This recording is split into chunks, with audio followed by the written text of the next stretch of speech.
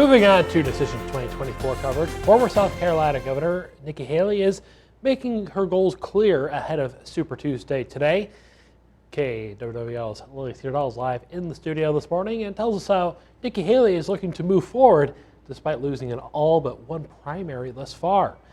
Lily, good morning. What can we expect from this Super Tuesday? Yeah, Ryan, certainly a big day for politics today. Super Tuesday lumps together several contests across different states.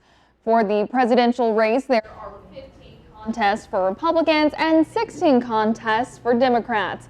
It's been a relatively easy path so far for President Joe Biden and Donald Trump. But the real question is whether Nikki Haley can gain any traction to challenge Trump for the Republican presidential nomination. While Haley has won her first primary in Washington, D.C., so far Trump has beat her in every other primary and caucus. Regardless, Haley plans to stay in the race, facing a make it or break it moment. As long as we are competitive, as long as we are showing that there is a place for us, I'm going to continue to fight.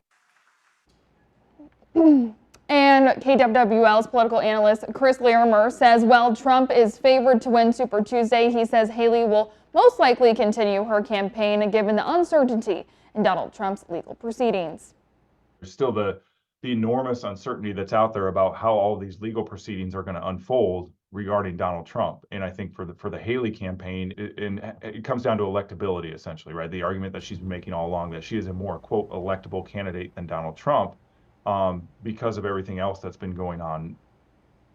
However, Larimer says there are still some questions as to how Haley's campaign moves forward should she not seek victory later today. Now, there are 865 Republican delegates up for grabs this Super Tuesday. In order to secure the Republican nomination, a candidate needs at least 1,215 delegates.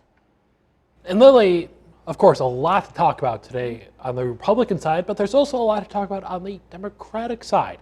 Iowa Democrats are releasing their presidential preference card results today.